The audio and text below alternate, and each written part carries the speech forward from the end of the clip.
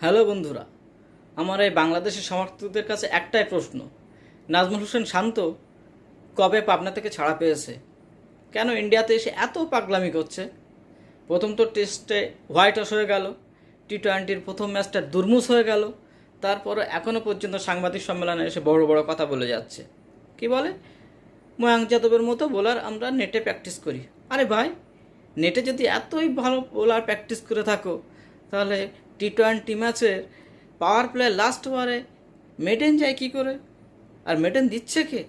বাংলাদেশের একমাত্র টি-20 ব্যাটার তৌহিদ হৃদয়, যার স্ট্রাইক রেট 140।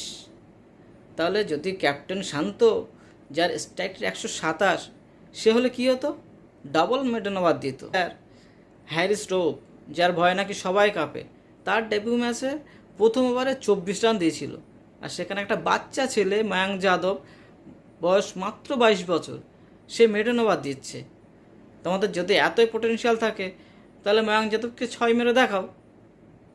কভারের উপর দিয়ে, মিডনের উপর দিয়ে 6 মারো, দেখা যাবে কত বড় প্লেয়ার তুমি, কত বড় ব্যাটসম্যান। তা না করে মুখে মুখে বড় বড় কথা বলো, জবাবটা মাঠে দাও। আমরা মাঠেই দেখতে চাই জবাবটা। আমরা ইন্ডিয়ানরা না কোনো প্লেয়ারকে মাথায় নিয়ে নাচি না বাংলাদেশিদের মতো।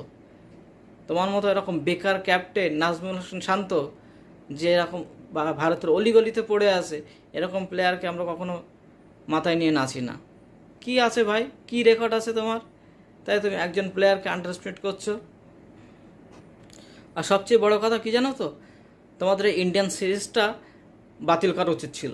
তার কারণ এই ইন্ডিয়ায় খেলতে এসে ভয় পেয়ে একের পর এক যা ঘটনা ঘটছে, এরপরে দেখা যাবে বাংলাদেশ টিমে আর কোনো প্লেয়ার নেই। প্রথম সাকিব এত জঘন্য পারফর্ম করলো, সে ইন্ডিয়াতে এসে ভয়ে টেস্ট টি-20 দুটো থেকে অবসর নিয়ে নিল। মাহমুদুল্লাহ, সেও তার রিটায়ারমেন্ট ঘোষণা করে দিল। এরপর আরও যে লাইনে কে কে আছে জানা নেই। এবার বাড়ি গিয়ে হয়তো সব একে একে রিটায়ারমেন্ট করবে, তখন বাংলাদেশ টিমটাই ভ্যানিশ হয়ে যাবে এই পাগলামির জন্যে। হচ্ছে ভাই, তোমরা অবসর নাও সবাই মিলে, নতুন ছেলেপিলে যারা আছে তাদেরকে প্র্যাকটিস করাও, অন্তত 5-7 বছর পরে গিয়ে আবার ইন্টারন্যাশনাল ক্রিকেট খেলো। তোমাদের দ্বারা ইন্টারন্যাশনাল ক্রিকেট খেলা হবে না।